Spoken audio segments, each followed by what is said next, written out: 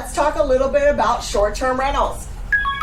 So we talked about warrantable condos and them fitting inside the box. And then we talked about non-warrantable condos, and one of the components of a non-warrantable condo is the short-term rental, or STR. So what is a short-term rental? Well, here in Hawaii, when we think about short-term rentals, and we'll talk about the 4 zones as we get a little bit closer to the end of the presentation. But when we talk about short-term rentals here in Hawaii, we are generally talking about Waikiki, right? And what do we have in Waikiki? We have hybrid condominiums, which are part condominium, part hotel. So they look just like a regular condominium, but they have the feel of a hotel, okay? And when that happens, it is called Condo-Tel. And that is in its own special bucket all by itself. And so what does that mean? That means that they've got hotel-like amenities. It means that generally there's a front desk for checking in and out.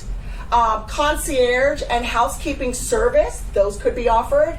And then if there are any online bookings, so if you're interested in a building and you Google Waikiki Banyan, okay, and up comes a page where you can schedule your nights and pay with your credit card, that is a Condo-Tel. And there's no way to get around it. There's no way to say, well, that only pertains to 3 of the units, not the entire building. If any of that building is running like a hotel and allowing nightly bookings, it's going to be a Condo-Tel, not a traditional condominium, and there's no way to slice it or get underneath that umbrella. STRs are imposed by the Land Use Bill 41, City Ordinance 22-7. So this bill has been around for a while, but it was last amended in October 13 of 2022. And the purpose of this bill was to preserve housing for long-term residents. So before the bill was implemented, there were entire pockets across the state of Hawaii that you could not get a long-term rental in. Some of these pockets were, say, the North Shore. You could go to Sunset Beach and there is no way that you could rent one of those beachfront houses, even if you had the $10,000 a month to give them and sign a lease for a year. There was no way to even get there because they had been purchased up by investors and they were being offered as nightly rental spaces. And not only did that stop Hawaii residents and local residents from being able to live in those areas, especially if they had children that went to school across the street at Sunset Elementary, right? Nobody could live in these, no local folks or long-term residents could live in these areas. And moreover, it created parking problems. It created partying problems. When people are on vacation, are they quiet?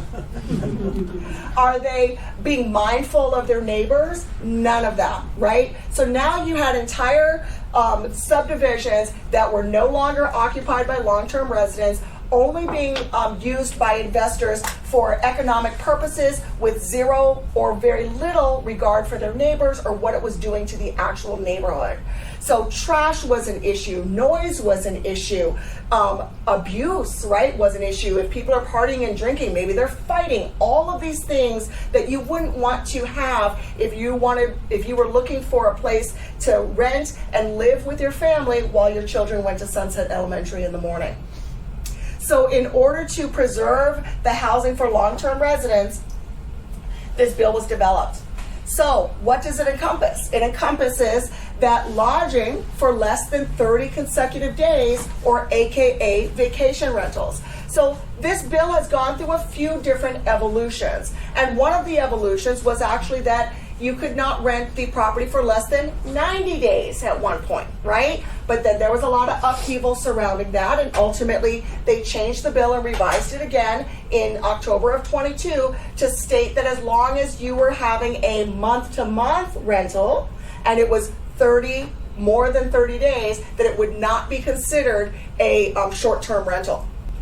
Permitted only in resort areas and a couple of specific apartment zone areas. So what that means is that they also said, look, we don't want entire pockets of the North Shore being unusable by the local residents. We want to preserve those areas for them. So we are going to mark out 4 major zones, and we're going to identify the buildings in that zone.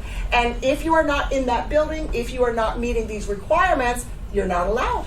It's illegal, right? And that's why now we have a lot of talk about illegal short-term rentals, but at least there is a bill in place. At least there is legislation in place in order to safeguard these properties for long-term residents.